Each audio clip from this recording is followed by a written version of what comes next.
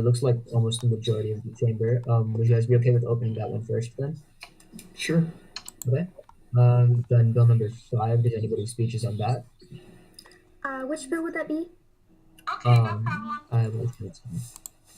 It's election day, number 5. Right, yeah.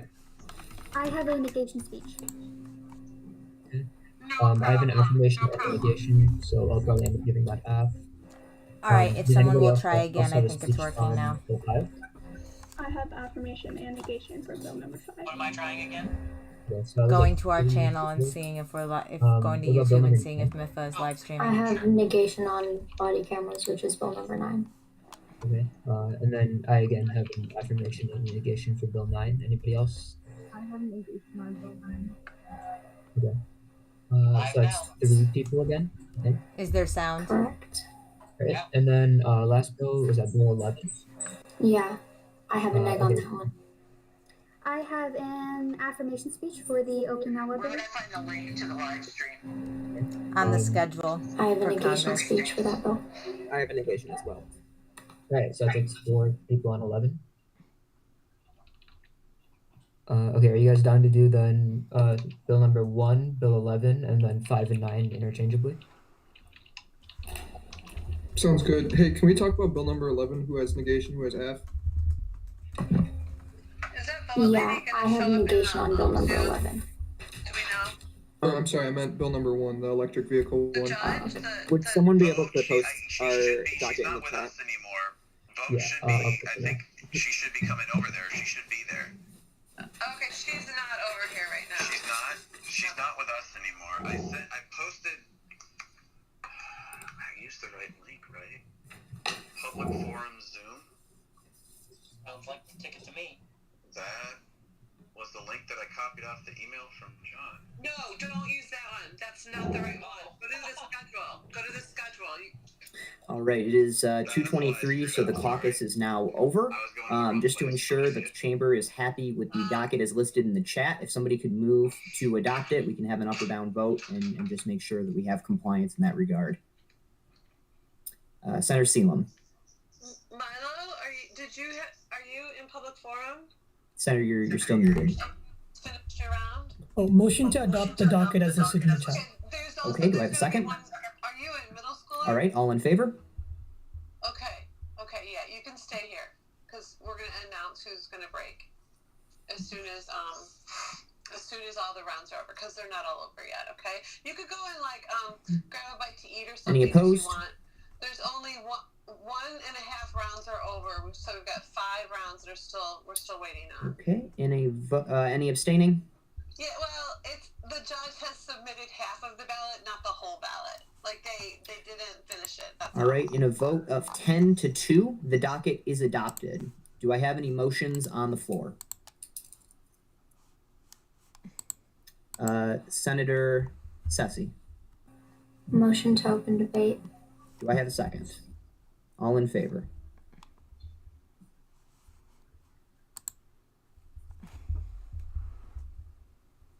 All right, that is a clear majority. Debate is now open. Per the docket, debate on bill number 1 regarding electric vehicles specifically is now open.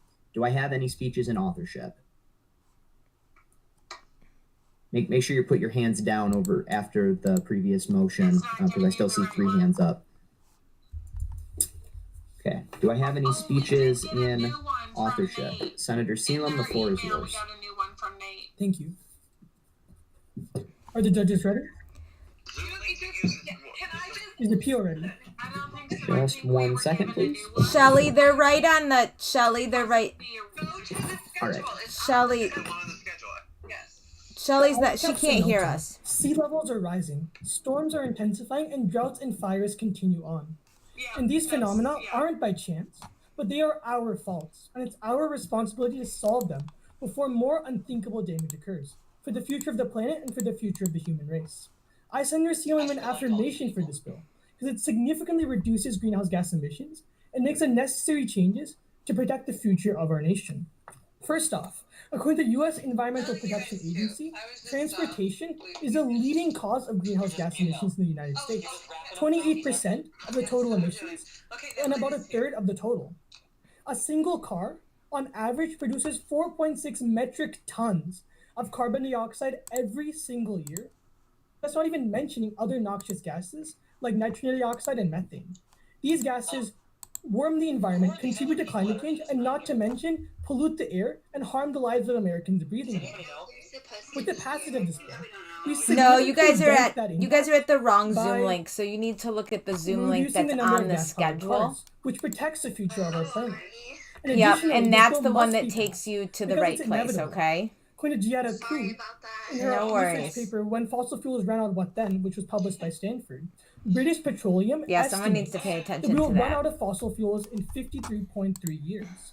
Now, switching from gas-powered cars to electric cars is not an option, but it's a matter of when.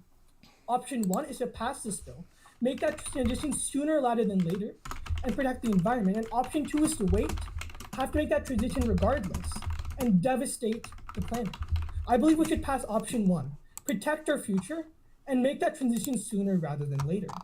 Now, other senators may make the argument that electric cars aren't completely clean and they would just shift carbon dioxide production up one level, because carbon dioxide is often produced from gas and coal-powered plants. But the truth is, those senators would be ignorant of the greater trend in the Sorry, I energy didn't sector. mean to make it so you were all Electricity listening is to more Congress and there. more being powered by renewable energy, and that trend is growing.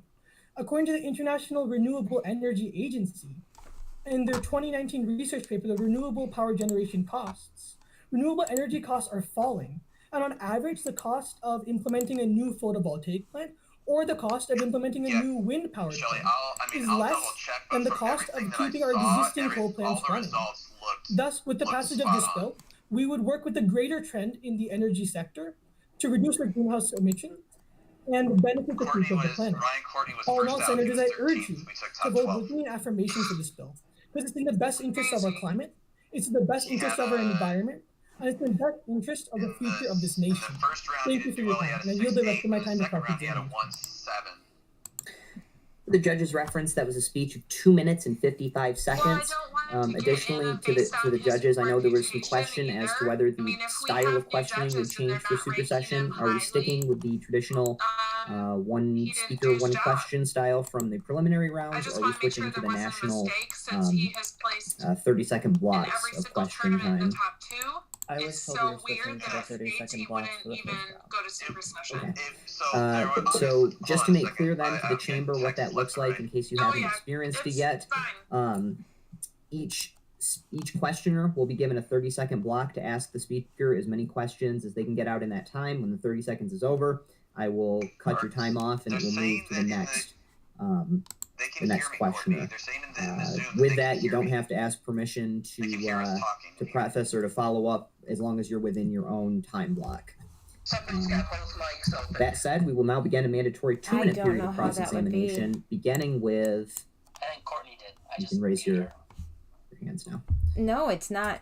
That's not possible. Beginning. All right, Senator Miller, you have 30 seconds. I don't see how that would be possible. Will this bill not create an immense amount of waste for our planet? I'm not sure how it would create waste, but any transition from gas to electric powered cars is inevitable. So whatever waste that would be generated in due time. I'm talking about all the cars that are no longer in use after people start buying these new cars. Where will they go? Well, they would have to be junked, or they could be recycled to make new things in the future. All right, Senator Miller, that's the end of your time. Senator Dupont, you have 30 seconds. Do we have sufficient resources for producing these vehicles at an appropriate rate to demand? I believe so, because it's not just the United States that's considering this bill. Other countries have already made that change, and California has specifically made that change. So it is a realistic goal. And what would the majority of Americans be able to afford electric vehicles at the prices that they are right now? Well, the prices right now Which are room, the tab room or the but Congress that price room? has been consistently going down. So I believe in the 15 years when this bill is implemented, it will be affordable. All right, Senator Dupont, that's the I'll end work of on your that. period. Senator Robinson, you have 30 seconds.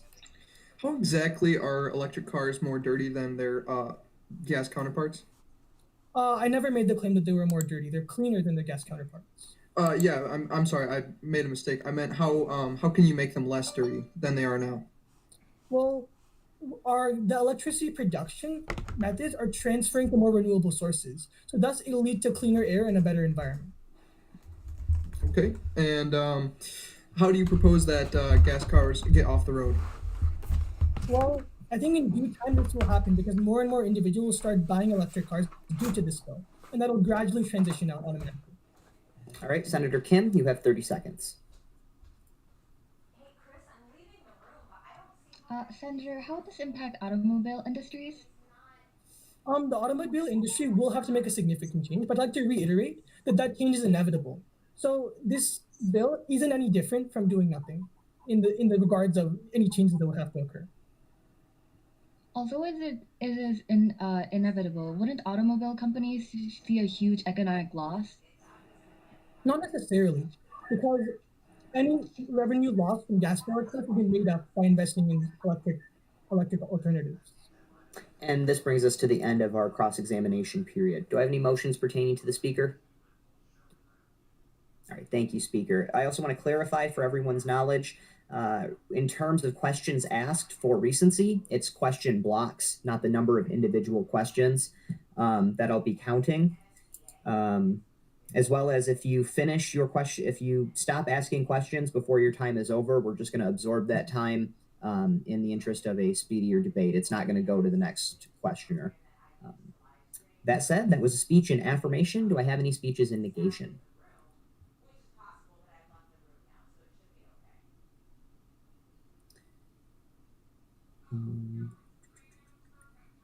All right, so Senator Robinson, you get that based off of geography. Everyone else, please leave those up. Please leave your hands up for me.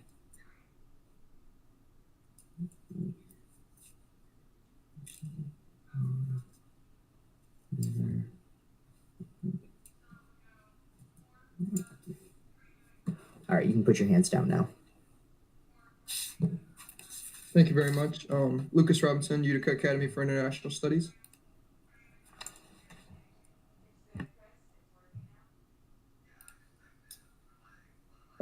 Is the judges ready? And is the PO ready? Okay. Senators, we all know why this bill was written and put on the docket, as climate is a large issue facing our current political climate. However, I must stand in firm negation of this bill for the first reason of the loopholes created by the production and the important fines enforced. Secondly, the existing vehicles on the road creating emissions that the bill seeks to eliminate. And lastly, the human factor involved in this decision and the connection we have to cars and vehicles, something that Senator Sealam misses in their affirmation. To begin my first contention, the loophole created by this bill is quite glaring when looking at the fine it proposes. In Section 3, point B and C, it says the importations and production in violation of the bill gets a $20,000 fine per vehicle. Now, what Senator Sealam misses in the analysis is the fine itself. While I see where they're coming from, they do not take into the account of the price inflation by $20,000 on March 14th, 2035, as proposed in the bill. While, yes, this is a significant price jump, this will not discourage manufacturers who produce cars anywhere over $40,000. This obviously hinders people who buy Toyota Camrys who have mean prices of about $20,000 from Toyota's own website.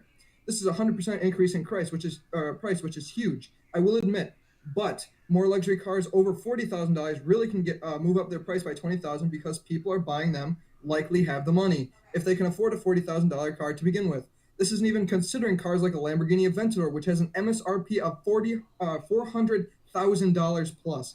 $20,000 is not going to break the bank for the buyers of those cars. My next contention falls in the similar line. This bill doesn't provide punishment for those driving petroleum-powered vehicles pre-existent to the bill taking effect. There really is no way to eliminate these cars unless on lease. Senator Sealam misses that when these cars break down or are totaled. The bill needs a clause about mechanics refusing service, embargoing parts, or attacking insurance, but it doesn't. So these offenders aren't going anywhere for a while after this bill takes effect. This will be pumping carbon monoxide into our atmosphere for years after, which is in direct contrary to what the bill hopes to achieve by putting only electric vehicles on the road. My last contention ends with the human factor. Now, if you couldn't tell from my speech so far, I have an interest in cars, and I will admit I watch programs like Top Gear and the Grand Tour.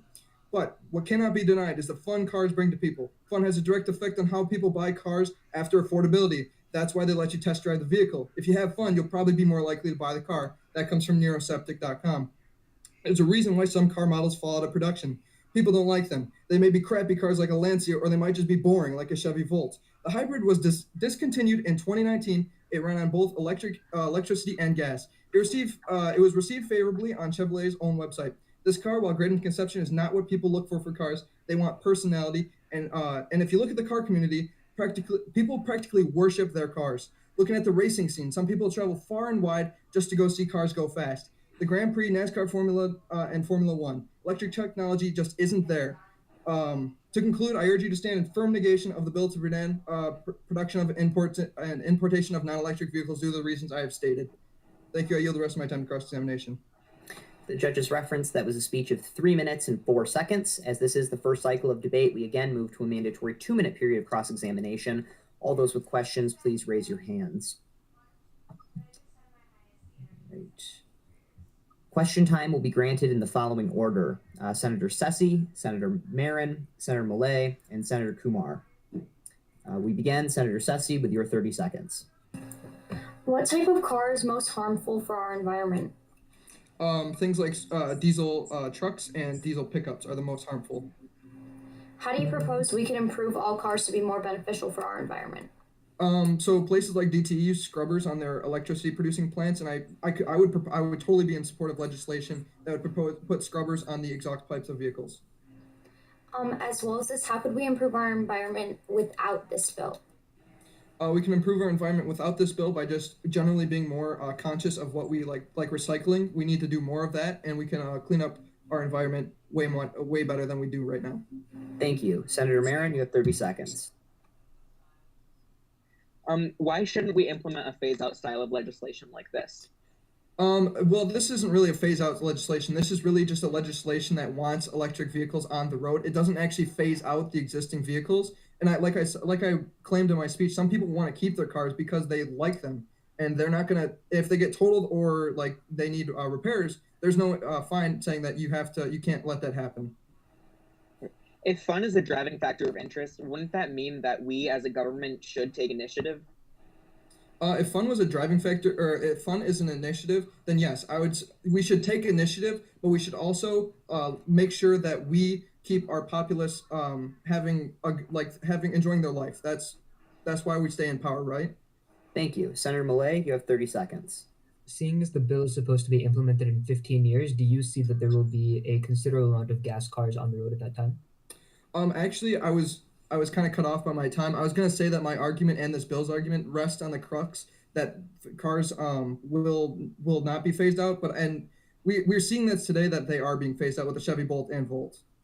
Okay, and how do you propose we get rid of gas cars if we are given the opportunity to do so by the introduction of electric cars? I actually say we don't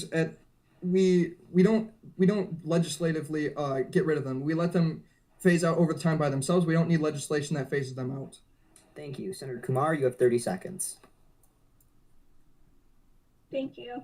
Senator, you gave a lot of reasoning for this point, but it was very hard to follow. How exactly does a car being electric mean that it is less fun to drive? Well, out of my own anecdotal experience, I know this is what we shouldn't do at debate, but they're actually very flat and boring to drive. Their handling is it's all over, it's just very flat. It's not fun to drive. That's why people watch Formula One and all those racing activities, because they don't use electric cars. They're not as fun to watch. Thank you. This ends our period of cross-examination. Sorry, Senator. Do I have any motions pertaining to the speaker? Senator Marin, do you have a motion? Okay, if everybody that has their hands up could put them back down then, please. This is the end of our first cycle of debate, so do I have any motions on the floor? Seeing none, we move to a second cycle of debate. Do I have any speeches in affirmation?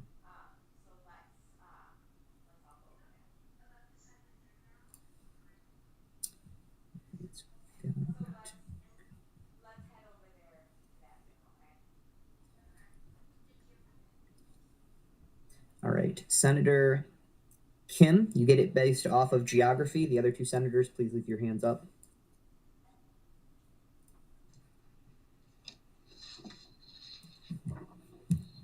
And you can put your hands down. Okay. Judges ready? Sorry. Senator Kim, Rochester Adams High School. PO ready? Okay. Fellow senators, I stand here before you today in firm affirmation on the bill to ban the production and importation of non-electric vehicles. This bill looks to accomplish two main points: to reduce the amount of pollution caused by non-electric vehicles and to spur economic growth. We must stand in firm affirmation of this bill. To begin, banning the production and importation of gas cars would significantly benefit the environment. According to the EPA, motor vehicles collectively cause 75% of carbon emissions pollution in the U.S. climate change. U.S. climate change is a worldwide issue that needs to be addressed. The National Resources Defense Council emphasized the importance of addressing global warming, warning that in order to avoid the worst effects of climate change, we need to do a lot more to reduce our dependence on fossil fuels. Researchers at the Karlsruhe Institute of Technology found that electric vehicles have emissions up to 43% lower than diesel vehicles. This would significantly decrease the amount of air pollution. Some senators may argue that this bill is idealistic and cannot be enacted realistically. However, a similar bill has been passed in California, which requires all new cars and passenger trucks sold to be zero-emission vehicles. The California Air Resources Board predicts the bill would achieve more than a 35% reduction in greenhouse gas emissions. Looking to the major environmental benefits of the California bill, it is crucial to enact a similar bill on a federal level. We must follow California's example in order to preserve our environment. We've got to my second point. This bill would spur economic growth by promoting manufacturing of electric vehicles. According to USA Facts, plug-in electric cars came on the market in 2010, and over 1.4 million have been sold since. Despite being on the market for less than a decade, electric cars have seen exponential growth in production and sales. The economic benefits can be demonstrated by Tesla, an American electric vehicle and clean energy company. According to Forbes, Tesla's revenues can grow by 3.7 times to levels about $112 billion in 2025 from an estimated $30 billion in 2020. This would represent a growth change of roughly 30% per year. Although fellow senators might argue that this bill would have a devastating impact on the economy, car companies are already moving towards producing electric vehicles. Volkswagen, the biggest car manufacturer in the world, has stated that the brand expects 1.5 million electric cars to be produced in 2025. Other car companies such as General Motors and Ford have issued similar statements regarding electric vehicles. Senators, this bill would not damage our economy. Rather, it would encourage innovation and lead to economic growth. Although Senator Robinson states that the gas cars would still exist and contribute to pollution, this bill is not supposed to be a perfect solution, but rather a step in the right direction. For these reasons, I urge you all to vote in affirmation on the bill to ban the production and importation of non-electric vehicles. Opposing this bill would be an ignorant disregard for the economic and environmental future of the United States. Thank you. I yield the rest of my time to cross-examination. The judge's reference, that was a speech of 2 minutes and 50 seconds. As this is a speech in the second cycle of debate, we move now to a 1-minute period of cross-examination. All those with questions? Okay. And we will have two 30-second periods. First will be Senator Castle and then Senator Mangalafet. So, Senator Castle, you have 30 seconds. How would the cost of electric cars affect the lower classes of the United States? This bill would not get rid of gas cars, so gas cars would still be available for purchase, even though they can't be produced. But if a member of the lower class needed to purchase a new car or a car in general, they would be significant. Would they have enough money to purchase those cars? I don't understand why would they need to purchase a new car in particular when used cars are just as good. All right, thank you. Senator Mangalafet, you have 30 seconds. Senator, how much would the implementation of this bill cost in the first place? The implementation of this bill would not cost the federal government any money. Rather, it would be on the automobile companies themselves to enact this bill. Okay. Is it difficult to find a charging station for vehicles to charge themselves up? Obviously, as the amount of electric cars grows, the amount of charging stations will grow as well. And would that add the amount of money that would be having to be spent to get these charging stations? Yeah, since this bill will be enacted by 2035, I bet Congress will pass an appropriations bill to increase the number of charging stations for electric cars. All right, thank you. And this ends our period of cross-examination. Do I have any motions pertaining to the speaker? All right, seeing none, we move now to a speech in negation. Do I have any speeches in negation?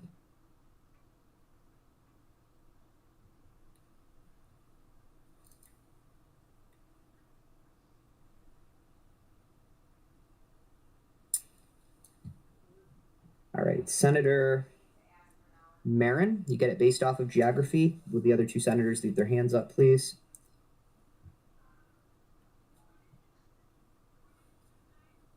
All right, and you can put those down now. All right. For judge's reference, I'm Senator Marin from Wayland Union High School. Are my judges ready? Yep. And is my PR ready? Okay, perfect. We are in the middle of a climate crisis. This I do agree with. However, that is the extent to which I am willing to support the side of the affirmative. The affirmation completely fails to recognize two major factors that would play into the passage of this legislation, ones that cannot be ignored. The first is the impact that this bill would have on export markets to developing countries, an issue clearly glossed over by every affirmative speaker thus far. The second is that there exists no cohesive method in which the bill's proposed effects could ever be achieved. For these two reasons, I stand in negation for this legislation.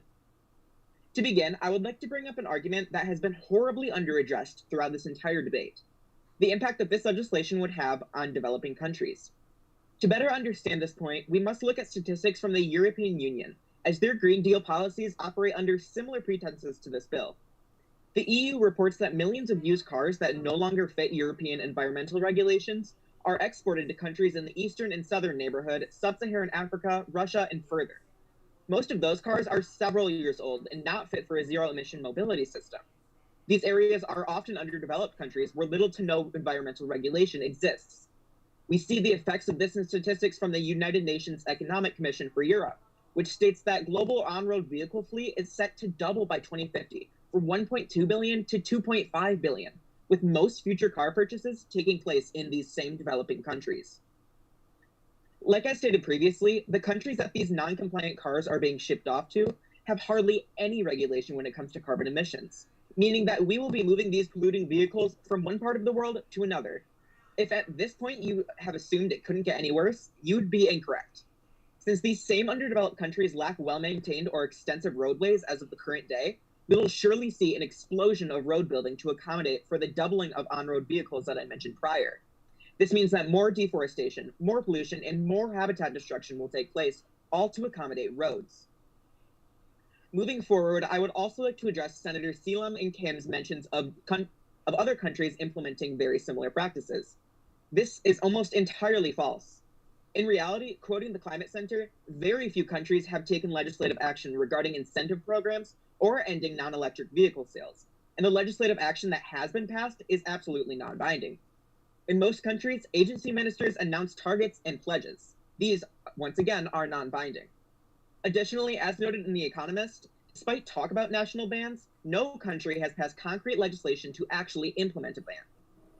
Senators, please stand in absolute negation for this legislation. We do not have time to be debating topics that will only, in the end, force us to take 2 steps back in our fight against climate change. Thank you. The judge's reference, that was a speech of 2 minutes and 50 seconds. As that was a speech in the second cycle of debate, we move now to a 1-minute period of cross-examination. All those with questions?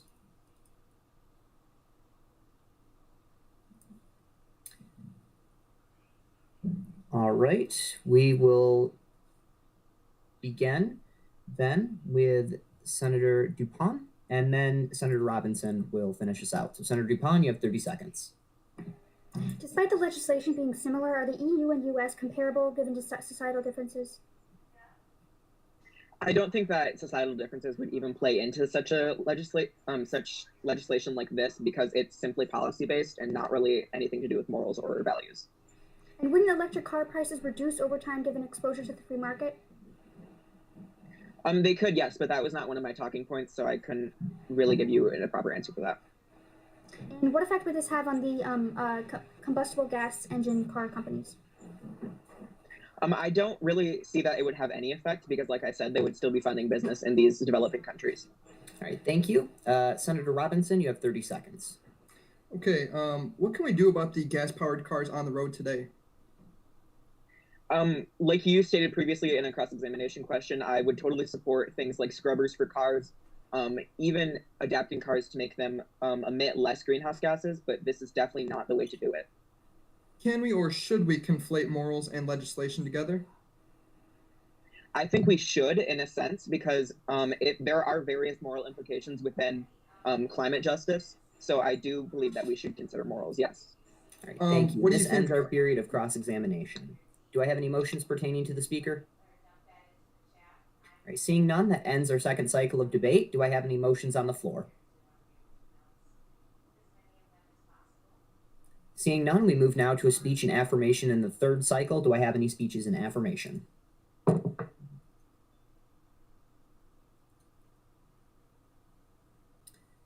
right, Senator Moulet, you get it based off of geography. Senator Kumar, your attempt has been noted. Thank you. Are the judges ready? Is the PO ready?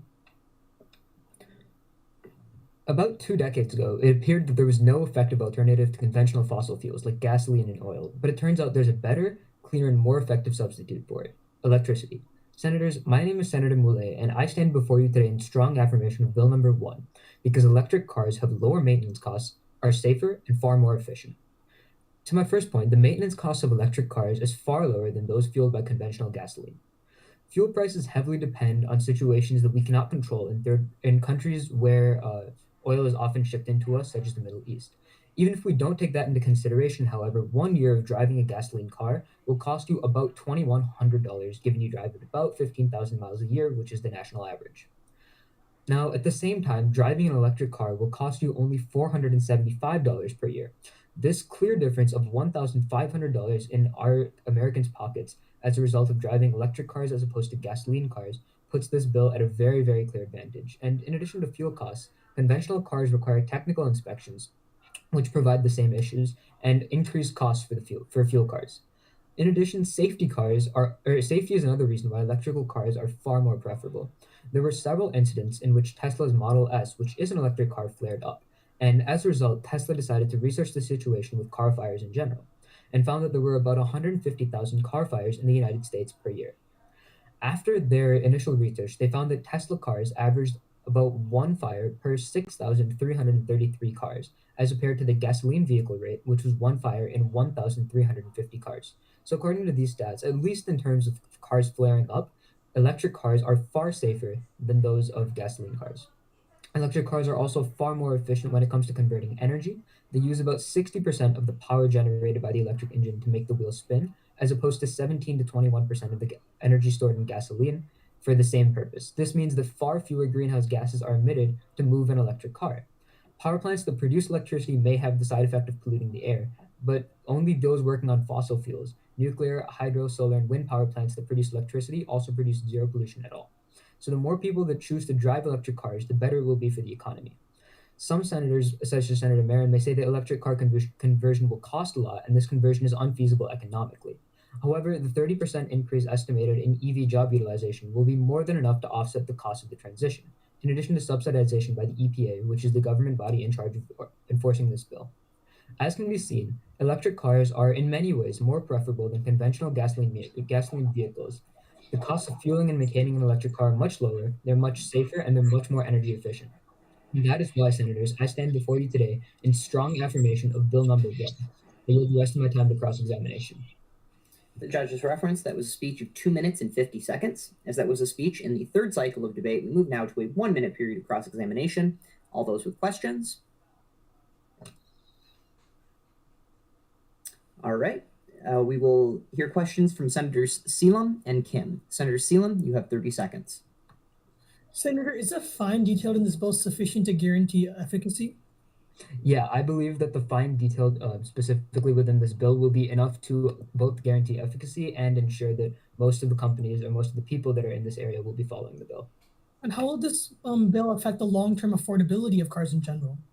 I think that since most affordability is based on comparison to other prices or other options that people have, if electric cars are the only available option, prices for electric cars will drop to the affordability level that gasoline cars are at right now. Thank you. Senator Kim, you have 30 seconds. Senator, you mentioned how electric cars are more efficient in converting energy. Do you have a statistic on how much pollution electric cars produce? I don't have a statistic for exact pollution, but electric cars in general do not produce greenhouse gases, whereas fuel-based cars do. So I would assume that since the electric car emission rate is 0, the difference would be however much pollution a gasoline-based car would produce. And how much do you think the emission for the production of electric cars produce? As I mentioned earlier, emission for the production of electric cars is based on what type of factory will actually be producing the cars. If that factory is powered by solar energy, nuclear energy, or wind energy, the situation will not be the case. However, if the factory is powered by fossil fuels, then there will definitely be some impact to the environment, but it would be far fewer than that of thousands or millions, really, of gasoline cars driving on the road. All right, thank you. And this ends our period of cross-examination. Do I have any motions pertaining to the speaker? All right, and I'd just like to remind everybody, we are doing questioning in blocks, but still keep questions and answers brief and to the point so you can get through as many of them in one block as possible. That said, that was a speech in affirmation. We move now to a speech in negation. Do I have any speeches in negation? And Senator Kim, is your hand up for the speech or is it still up from question time? Okay. All right, then. Senator Castle, you do get it based off of geography. Senator Miller, your attempt has been noted.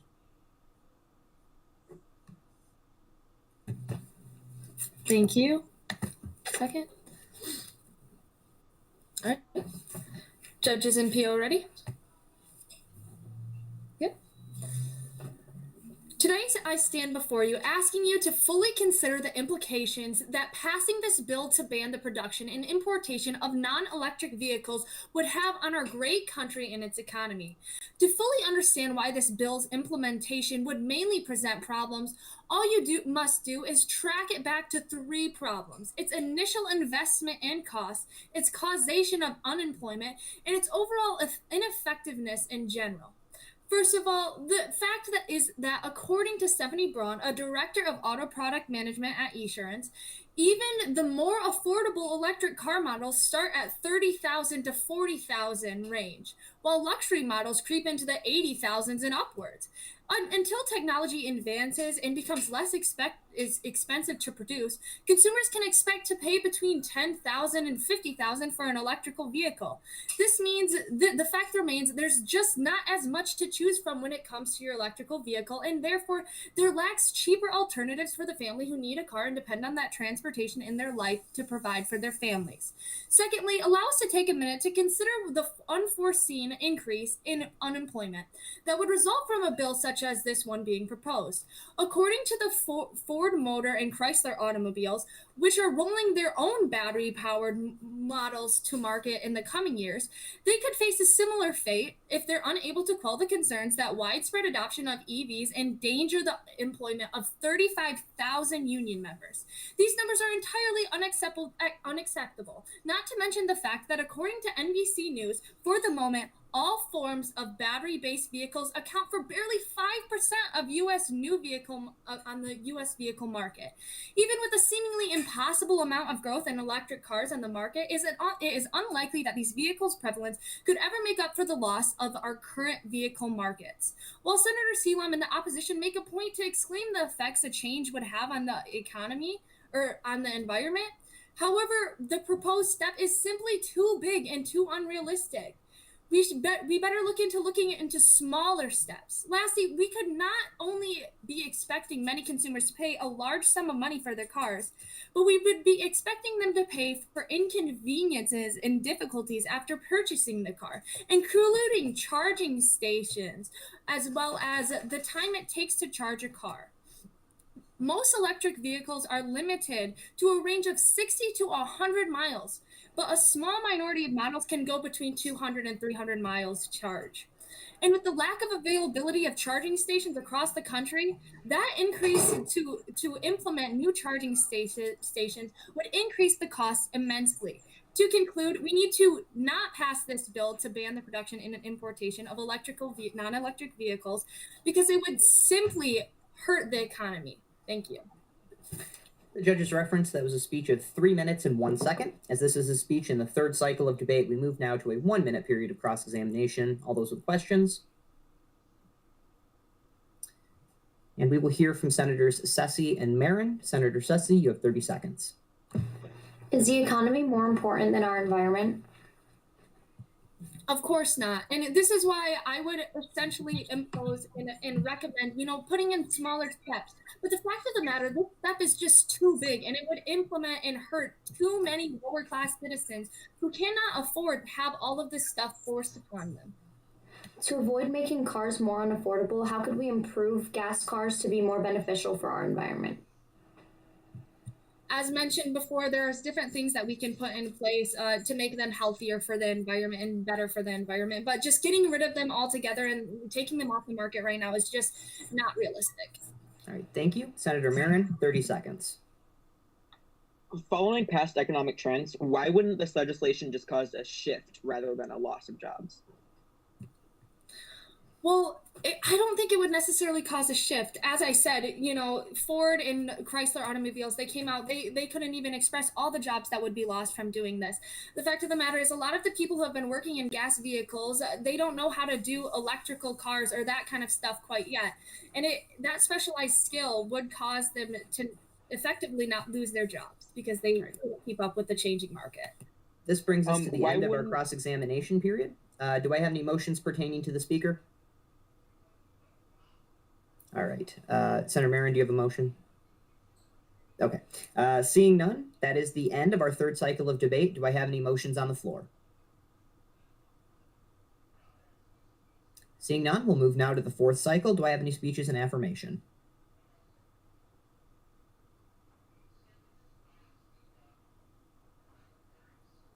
Do I have any speeches in affirmation? Senator Marin. Seeing as we do not have any speeches in affirmation, I motion to table this legislation. Do I have a second? Okay, I have a second. All in favor?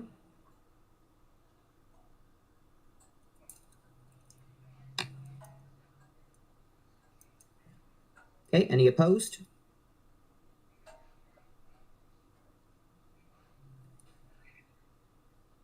Any abstaining? All right, looks like in a vote of 11 to 0, the motion passes. We table the bill. Per the docket, we now open the bill regarding the U.S. bases on Okinawa. Do I have any speeches in authorship? Sponsorship? Affirmation? Senator Dupont, the floor is yours unopposed. Thank you. Senator Dupont, Utica Academy for International Studies. PO ready? Judges ready? Perfect.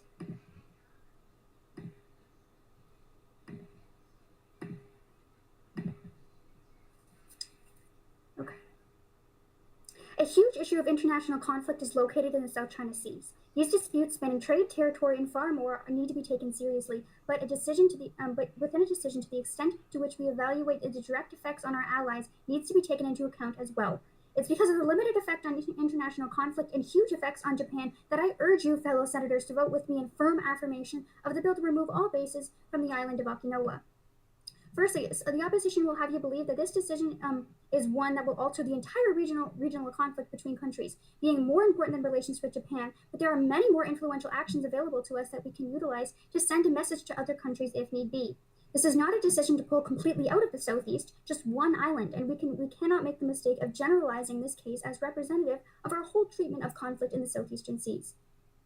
We have other beneficial locations in other island states and ways of pressuring China and other threats in international conflict, including support for Taiwan, South Korea, the Philippines, and Japan with arms deals, military aid, trade, and international relations legislation as described by the Cato Institute in the South China Morning Post.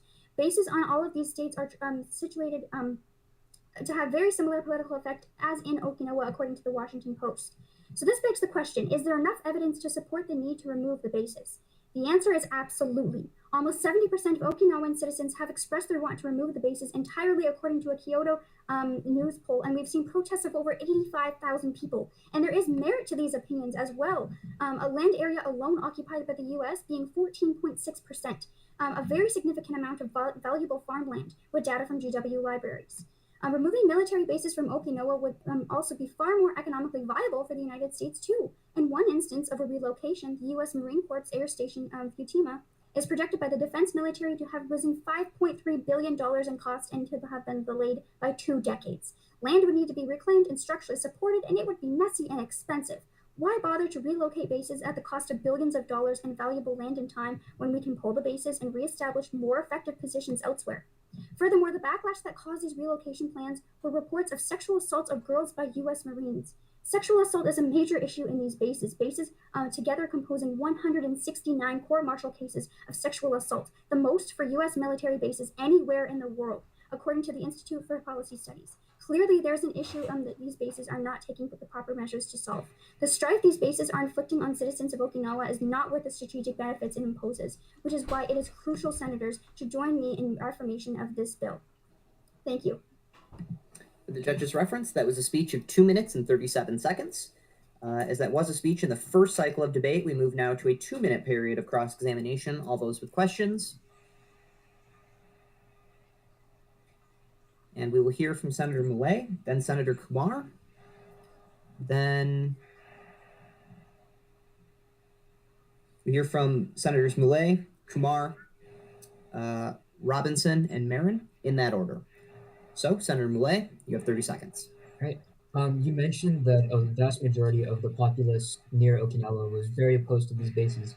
Why should we be considering the ideas of this populace as opposed to the interests of our own government?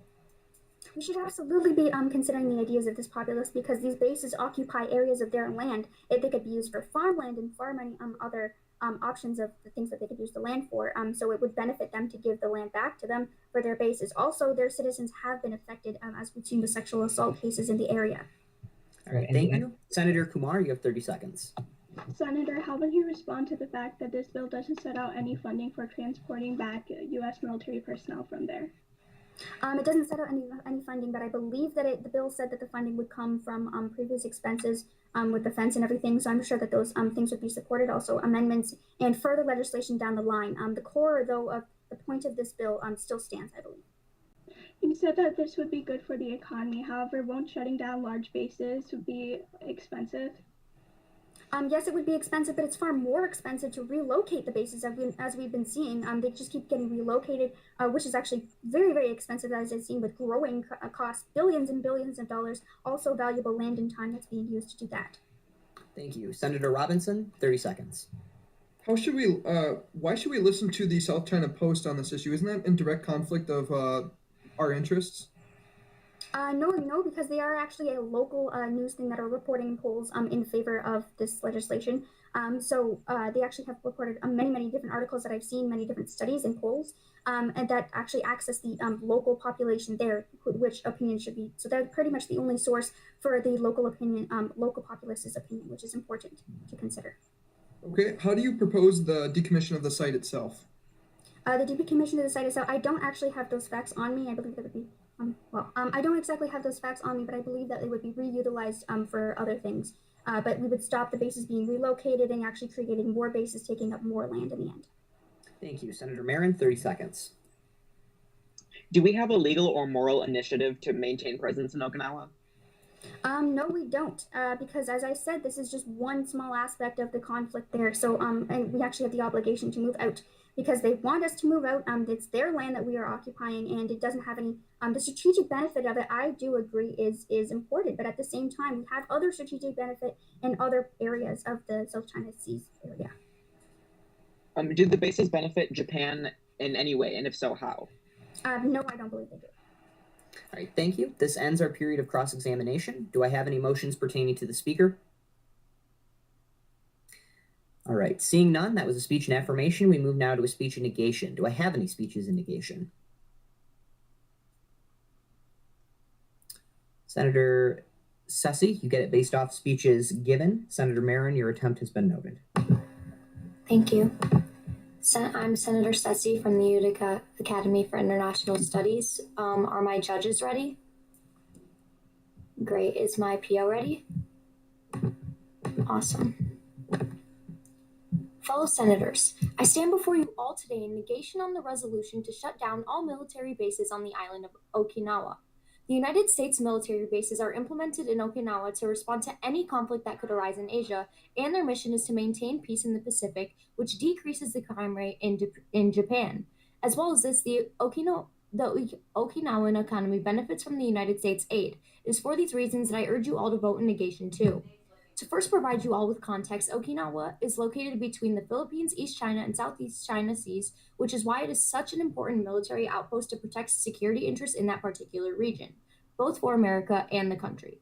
Because of this, the American military is granted with a central location to respond to any sort of conflict that may arise between Japan, Vietnam, North Korea, and such. The Treaty of Mutual Cooperation and Security of 1960 between Japan and the United States, which stemmed after the tragedies of World War II, ensures that United States is responsible for military security in the Pacific by utilizing its land, air, and naval forces in areas of Japan. Because of these military bases in Okinawa, the crime rate in Japan remains low. In 2019, the Japanese Ministry of Justice reported around 800,000 crimes. To us, this may sound significant at first, but it was proven that the crime rate declined by 11% from years prior. This is mostly because of the protection that the U.S. military bases provided daily. Senator Dupont argues that too much of Okinawa is being overtaken by the United States bases. I am aware that the bases consume a large amount of land that the Okinawans need, but the reason these bases are there is to protect the safety of each and every individual, which I have mentioned before. The resolution itself falsely claims that the military personnel pose as a threat to Japanese individuals living on the island. Although there have been incidents where officers and guards have acted inappropriately, as Senator Dupont briefly mentioned, the benefits of them being on the island far outweigh the negatives. In fact, an additional benefit of these military bases is that they seem to have had positive effects on the Okinawan economy. Senator Dupont states that this bill would benefit our economy, but shutting down the military bases could cost more. The prefecture's economy has been struggling for years, and one of the ways in which it improves is when the Okinawans are provided with much needed jobs on the military bases. A study conducted by PBS researcher Amy Gutman found that 9,000 Okinawans worked on the bases, and many more worked at businesses who supported them. This was in 2017, and the number continues to rise. As more Okinawans obtain jobs on the bases, more money cycles within their economy, hence why it is so vital that the bases remain in use. With the evidence I provided you with in my speech, I urge you all to vote with me in negation of the resolution to shut down all military bases on the island of Okinawa. Not only could this resolution potentially ruin the peace that has been maintained in the Pacific because of the U.S. military bases, but it could also jeopardize Okinawa's economy if its suggestions were to be implemented. I now yield the rest of my time to cross-examination.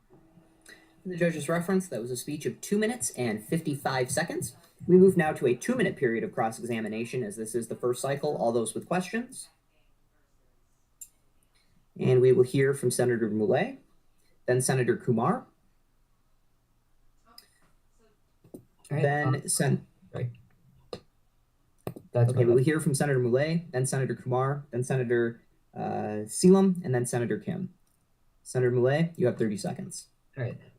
Do you have any figures on how much this would impact the Okinawan and U.S. economy by if the base were to be shut down? As I stated in my speech, there were about 9,000 Okinawans who have been provided with jobs on the military bases on their island. So if these were to be taken away, not as many people would be getting jobs on those bases, which could potentially improve the economy. And do you have any knowledge about the strategic importance of the Okinawa base as compared to other bases within the area? They're not any more important than other bases in the area, but I do think they help to contribute to maintaining peace in the Pacific, as I mentioned in my speech. Thank you. Senator Kumar, 30 seconds. Senator, you gave us the history of Okinawa, saying that it was developed after a 1960 agreement after World War II. This year is 2020, and 2021 is coming soon. Won't the purpose of this base be outdated? I was mentioning the treaty that was formed, but I do think that there are still conflicts that are arising in Asia, which is why it is so important that these U.S. military bases maintain their presence in Okinawa. And because of this, I think it could possibly benefit the safety in the Pacific, as I mentioned. Do you have any evidence? Thank you. Senator Selam, you have 30 seconds. Senator, how do you prove that the U.S. military and not the local police are responsible for the low crime rate mentioned? It's because, as I mentioned in my speech, I gave a statistic from one of the studies conducted in Japan, and it found that the bases were what had helped decrease the crime rate. And wouldn't these bases drain the economy by reducing the farmland?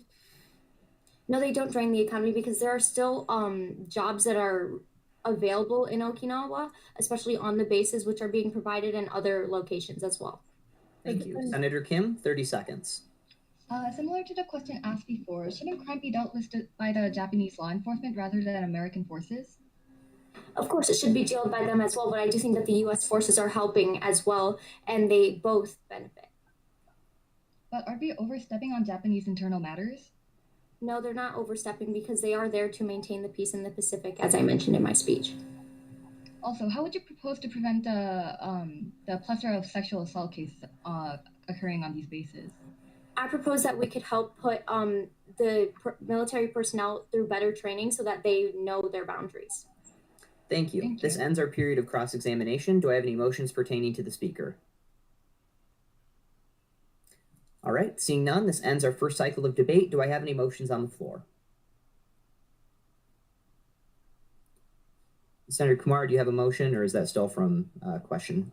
Yeah, that's still from the floor. Okay. Senator Marin? I motion to table this legislation. Do I have a second?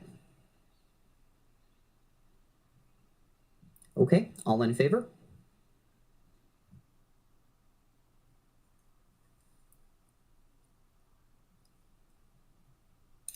Any opposed?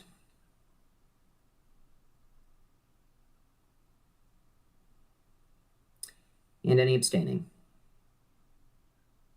Okay, in a unanimous vote, the bill is now tabled. Per the docket, we now open, give me 1 second. Per the docket, we now open bill number 5 regarding voting day.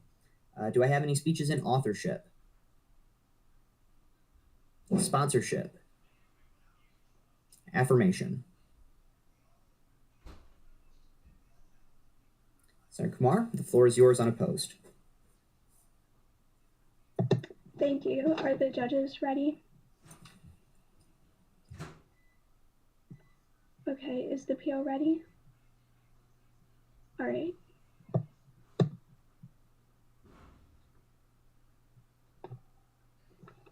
Senators, as congressional leaders, we should always strive to improve democracy and make agreeable decisions that benefit the public. Today, we have the opportunity to do these things by voting in affirmation for Bill number 5, a bill to declare Election Day as a federal holiday. To my first point, this bill will help increase voter turnout, which in turn will increase citizens' voice in government and thus improve our foundation of democracy. According to a September 2020 article by globalcitizen.org, one of the main reasons people don't vote is that election day is held on Tuesdays, presenting a dilemma for workers who do not have paid time off. These workers tend to be low-wage workers who, according to the 2020 Income and Poverty Report, comprise of 10.5% of the total population. That's about 37 million Americans. The only obstacle keeping these 37 million Americans from participating in elections is no paid time off. But in Section 2, Line 7, this bill says that all federal employees will receive a paid day off. Therefore, we will be relieving the stress of time and allowing and supporting these Americans to practice their civic duty. Furthermore, the idea of election days as federal holidays is the one that the majority of America can agree with. According to a Pew Center research study conducted in November 2018, 71% of Democrats and 59% of Republicans from both houses in Congress support making Election Day a federal holiday. And according to a 2019 survey conducted by Kathy Frankovic, one of the world's leading experts in public opinion polling, more U.S. adults would rather have a federal holiday on Election Day than on Christmas Eve, the Friday after Thanksgiving, or St. Patrick's Day. The overwhelming support and agreement from both the American public and parties within their government itself is a strong indicator that this choice is the right one to make. On the other hand, my opponents may argue that this vote furthers the issue of uninformed voting. According to Anthony Fowler from the University of Chicago, Americans fail to meet the democratic ideal of an informed electorate.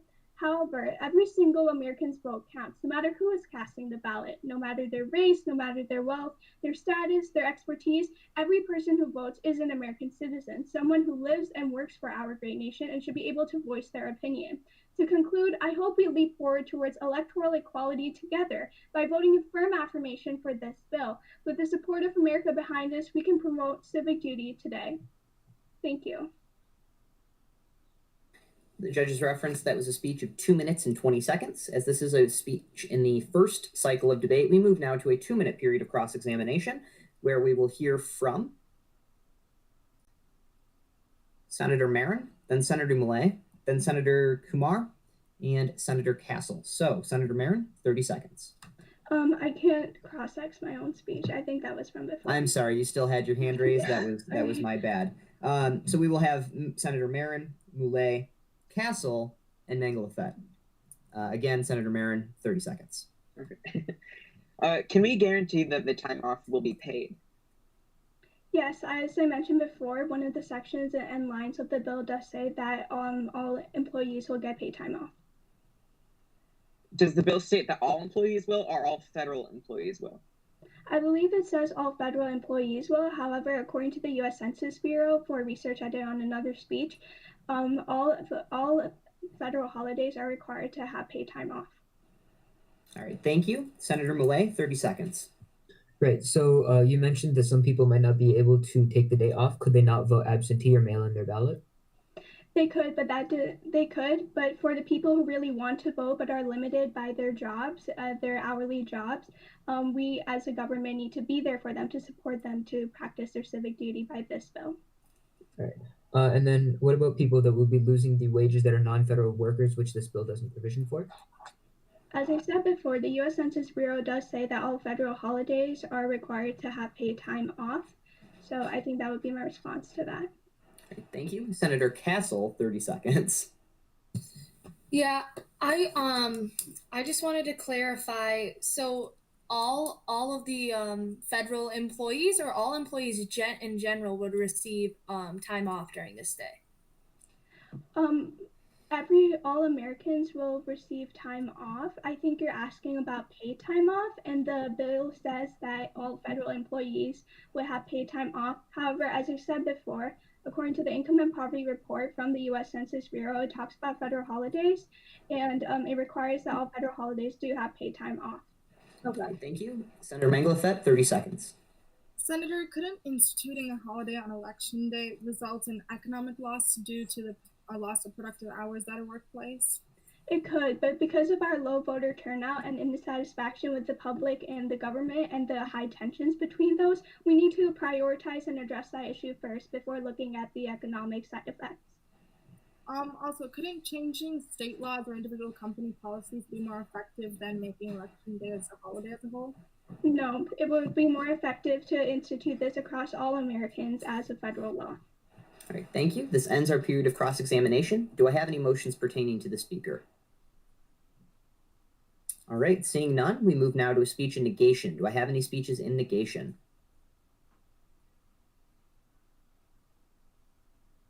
Senator Dupont, the floor is yours unopposed. Thank you.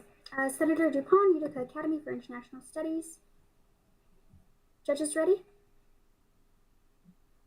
PO ready?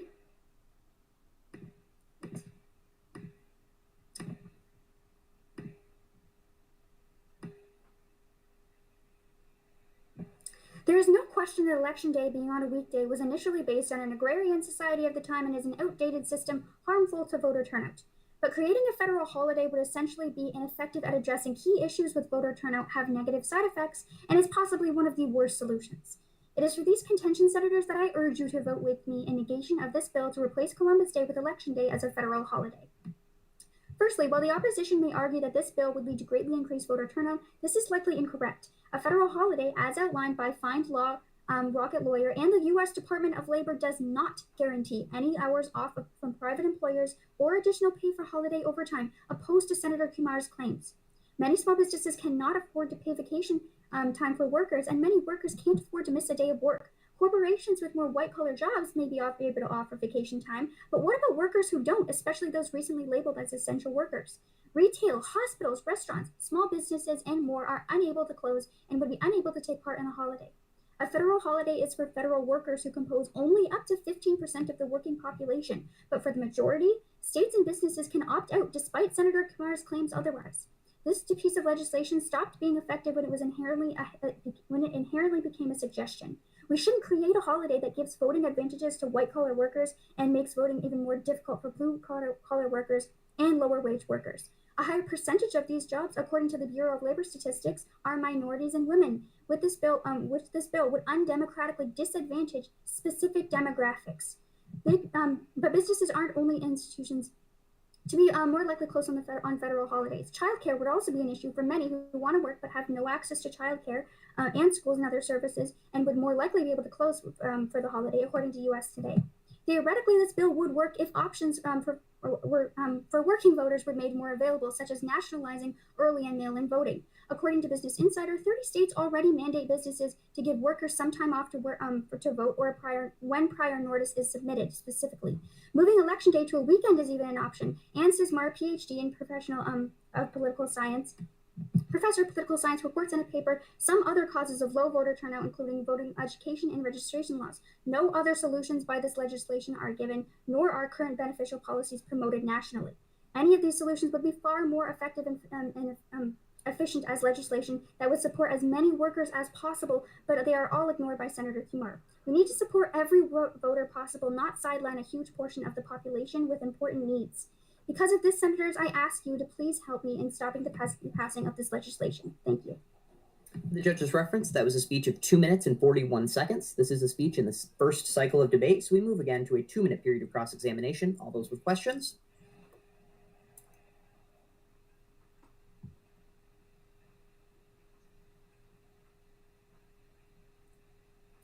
All right, we will hear from Senator Robinson, then Senator Seelam, and then Senator Kumar. Would any other senator like to take that 4th spot? Okay, I see Senator Sessi jumped in first, so we will have Senator Robinson, then Senator Seelam, then Senator Kumar, and then Senator Sessi. Senator Robinson, 30 seconds.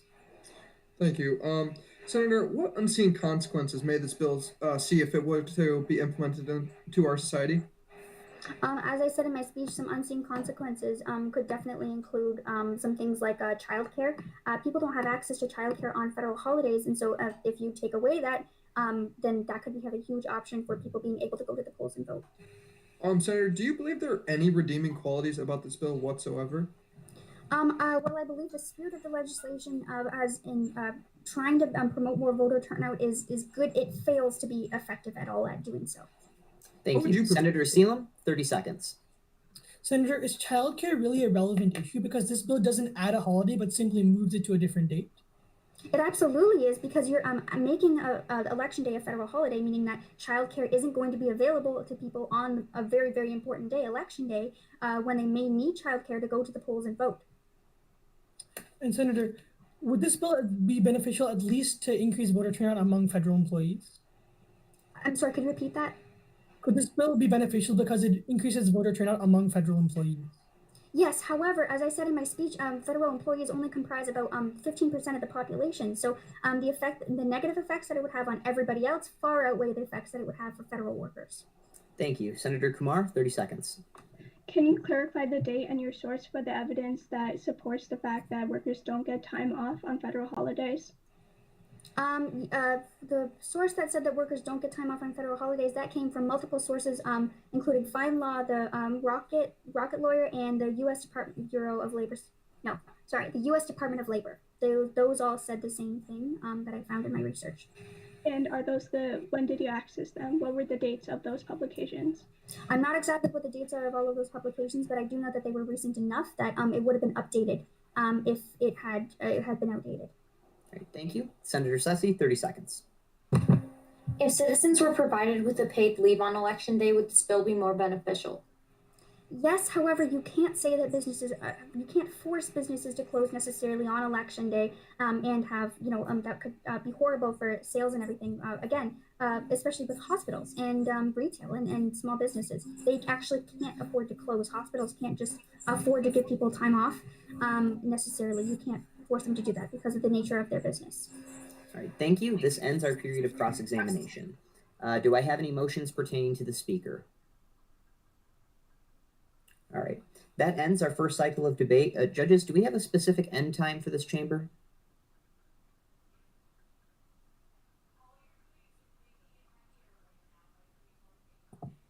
I do not know. Since the start was 2, but really a little after 2, I would say it was be a little after 4. I believe the schedule slates that awards was at 4. Is that what Ms. Venema said? Yeah. As close to that, I would assume, as possible. Right. All right, thank you. That ended our first cycle of debate, so do I have any motions on the floor? Senator Marin.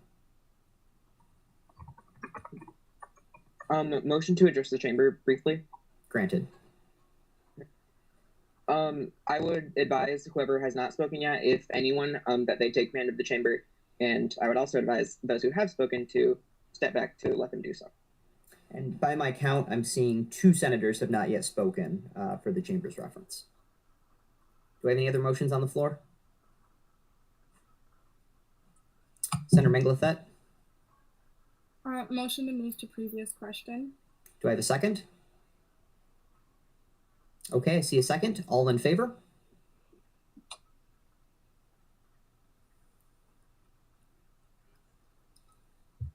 All opposed?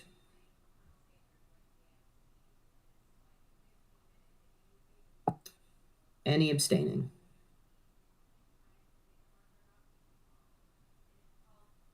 All right, so we have a vote of 10 to 10 to 0, which is clearly a 2/3 majority to move the motion. I would like to ask the chamber that everyone vote on every motion, even if you do abstain. That said, 10 is well above 2/3 regardless, so we will proceed in moving to the previous question. All those in favor of passing Bill number 5 regarding voting day, please raise your hand.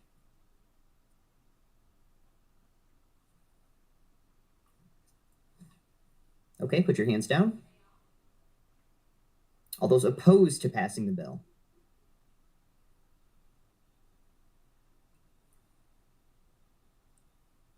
And any abstaining?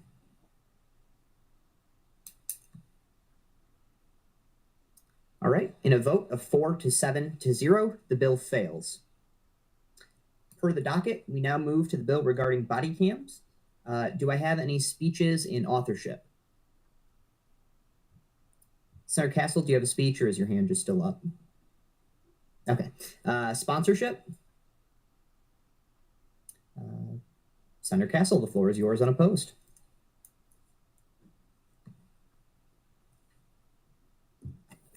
Hi, Senator Castle, Ionia High School.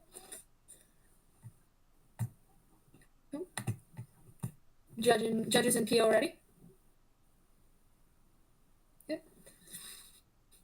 Recently, another person was killed at the hands of police. Yet if they had a body camera, all this controversy would not have happened. Casey Goodson.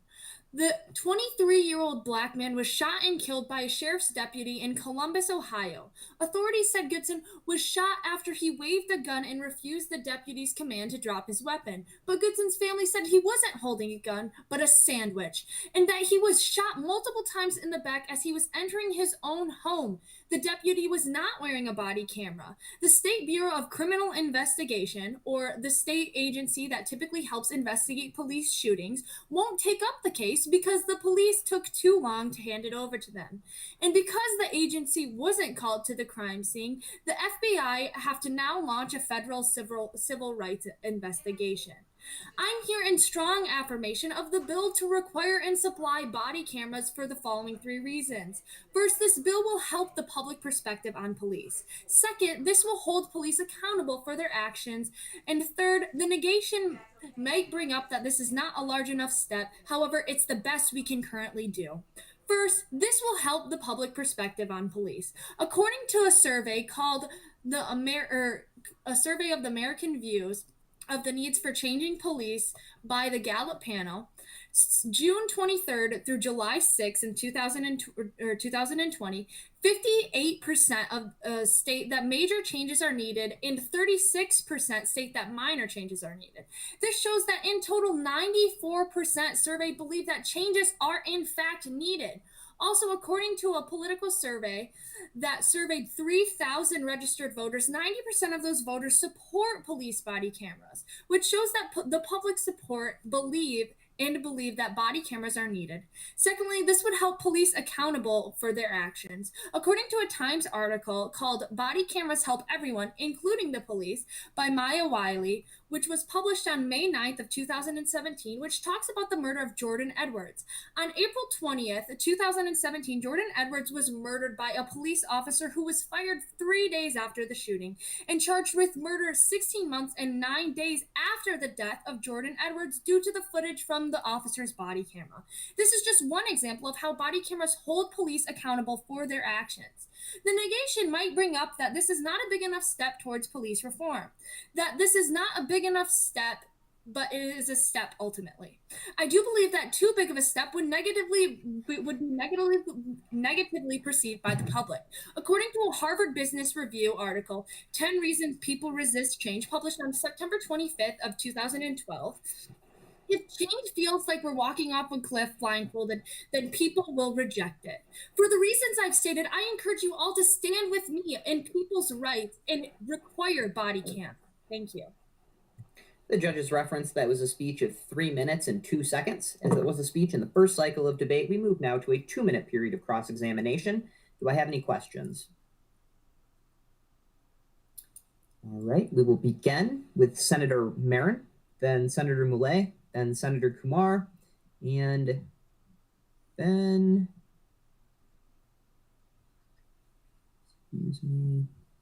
Then Senator Miller. Senator Marin, 30 seconds. Regardless of who will enforce this, how will it be enforced? Yeah, so in the bill, I believe that it should have talked about enforcing it from the federal government and just in general with the police. As far as finance goes, the law enforcement, I don't believe that it will be too much to provide for them. So going off of that, if we don't know how it's going to be enforced, then can't we assume that it won't do anything? I believe that if the police enforcement on a federal level requires police departments to require police body cams, then it would be enforced. Thank you. Senator Moulet, 30 seconds. Could the recordings captured not violate people's reasonable expectation of privacy by the police? I believe that in this case, it would do more harm, or it would do more good than harm. Essentially, if the people don't want video cameras released or recordings released of them, they could essentially talk to the department. But in this case, it would be more just for the police themselves to see what was really going on at these crime scenes. And going back to Senator Marin's point, why should we approve a bill that has no methods of enforcement outlined? Well, if we can essentially change that, but the picture as a whole, the bill as a whole is important for, defending the idea that we need to make a change within the police reform and that there needs to be a change. I would recommend, that we start with all of the police departments possible on a federal level. Thank you. Senator Kumar, 30 seconds. Senator, do you have any evidence for the cost of body cameras being as negligible as to completely eliminate the point that there is no enforcement in this bill? Yes, according to the police forum, body cams will cost approximately $189 per camera, and with 800,000 law enforcement officers, it would cost a total of approximately $150 million. And compared to the $1 trillion of debts that the U.S. has spent, I don't think that this is a illogical concession to be made for the safety of our citizens. Thank you. Senator Miller, 30 seconds. Should we invest in better training rather than cameras for these police officers? As I stated in my speech, this is just a step. I would totally agree with having better training and better psychological training for these police officers to ensure that they're doing their jobs properly. But this is a step in the right direction to ensure that what is going on in the in criminal activity and in the police force is happening as it should be. And cameras always have a possibility to malfunction, so how can we assure that won't happen with these? Not everything is going to be completely 100% that it wouldn't happen, but more than not, those cameras will work in aiding the proof or the recordings of these situations so that we have a better idea than where, as of right now, we're left in the dark. Thank you. This ends our period of cross-examination. I'd again like to remind the chamber, please keep those questions and answers direct and to the point so we can get through as many of them as quickly as possible. That said, that was a speech in affirmation, so we're now looking for a speech before we go there, does anybody have any motions for the speaker? Okay. Any speeches in negation? All right. Senator Lafette, you get it based off speeches given. Senator Kumar, your attempt has been noted. Thank you. Senator Lafette from the Utica Academy for International Study. Judges ready? PO ready? My fellow senators, currently there are only 5 confirmed states in all of the United States that require police officers to wear body cameras. Yes, senators, only 10% of the states follow this law, and they do not follow it for crucial reasons. I stand in vehement negation of the bill to require and supply body cameras for the reasons that they invade the privacy of citizens and have led to a decrease in police officer safety. First, police body cameras raise some substantial privacy issues that Senator Castle fails to realize. The nature of police work has officers interacting with citizens during their most vulnerable moments. For example, would you feel comfortable knowing that anyone could request to view a video of an incident that occurred within your own home? Will officers have the discretion to turn off the camera in a sensitive or potentially dangerous situations? If officers are talking to a member of the community, just asking what's going on, it is better for the relationship if the officers do not record that type of conversation, says Stephen Cullens, Chief Superintendent from the New South Wales Police Force. The body cameras that police wear will pick up the activities of everyone in the vicinity of where the lens points. People must be aware of this fact and be okay with the idea that their image or choices will appear in that footage. Since police officers often interact with individuals during some of the worst moments of their life, this record could live on through public records requests for an indefinite time. Former Chief of Police Ken Miller, MPA of Greensboro, North Carolina, said that if citizens, quote, think that they're going to be recorded every time that they talk to an officer, regardless of the context, it is going to damage openness and create barriers to important relationships. One such barrier is fear of retaliation. A U.S. Justice Department report notes that some people will, quote, be less likely to come forward to share information if they know their conversation is going to be recorded, particularly in high-crime neighborhoods where residents might be subject to retaliation if they are seen as cooperating with the police. Also, cameras may prevent people from coming forward as credible witnesses to help assist with investigations. This is due to the fear of retaliation or fear of public exposure. Victims of crimes place their trust in police officers during vulnerable situations such as rape or domestic abuse and may be further traumatized by recordings, and this Senator Castle chooses to ignore. Other people being arrested may fear the damage of public exposure, such as being fired from a job.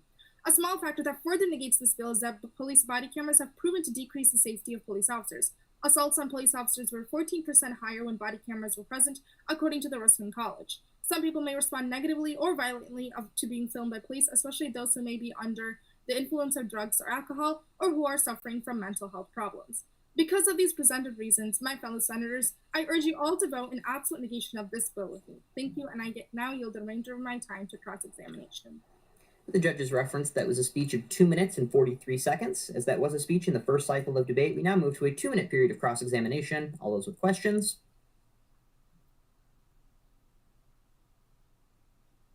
Okay, we will hear from Senator Dupont, then Senator Selam, then Senator Dupont, are you still intending to speak? Okay, Senator Dupont, then Senator Selam, then Senator Kim, and then Senator Sessi. So Senator Dupont, you have 30 seconds.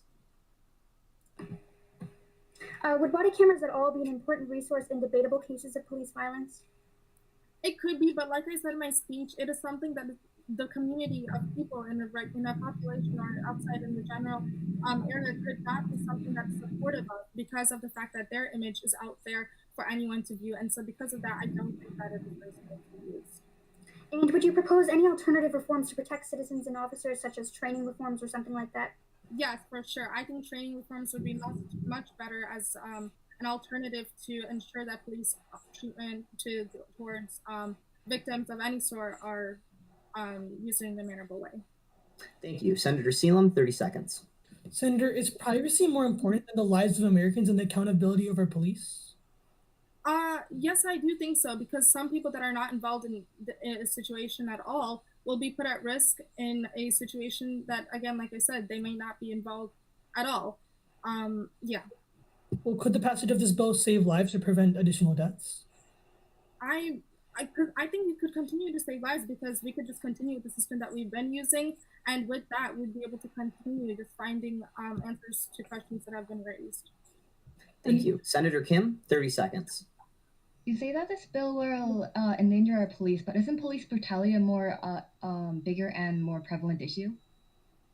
Yes, while I do understand the point that there are more cases where police have attacked citizens. There are also, like I said in my speech, there's also a 14% chance, a 14% higher, the assaults on police officers were 14% higher when body cameras were present. And although there are citizens being attacked as well, I do think that this small number should still be recognized. Thank you. Senator Sessi, 30 seconds. Are police cameras on at all times? That is something that this bill does not address, and another reason for me to further hate this bill. This bill doesn't have, and we don't even know who would or what would be enforcing this bill, and there is also no point in the implementation of this bill. In the scenarios that you presented at the end of your speech, wasn't it beneficial that cameras were used to prove officers were innocent? I'm sorry, I couldn't. Should this repeat that? Wasn't it beneficial that cameras were used in the scenarios that you presented at the end of your speech? I did not present any scenarios at the end of my speech, but depending on certain situations where cameras can be used, I do think that is reasonable, but where there's a public population, I don't think cameras should be useful to use. All right, thank you. This ends our period of cross-examination. Do I have any motions pertaining to the speaker? Senator Kim, do you have a motion? Okay. That ends our first cycle of debate. I would like to remind the chamber it is 3:47, and I'm assuming we'd like to start the award ceremony on time if possible. We additionally, by my count, we have one senator left who has not spoken. Do with that information what you will, but do we have any motions on the floor? Senator Marin. Motion to move to previous question. Do I have a second? Okay, I have the second. All in favor?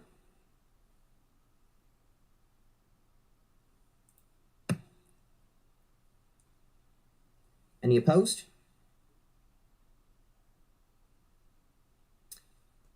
And any abstaining?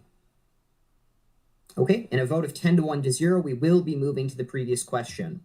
All those in favor of passing Bill number 9 regarding body cameras for police, please raise your hands.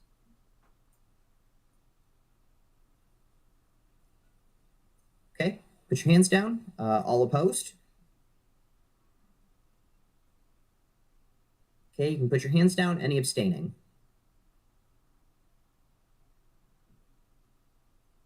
Okay, in a vote of 6-5 to 0, the bill does pass.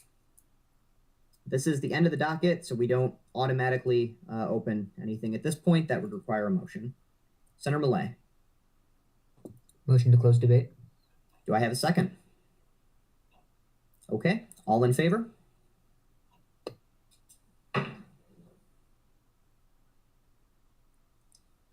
Any opposed?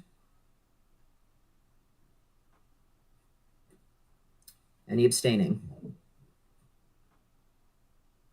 In a vote of 9-0 to 1, debate is now closed.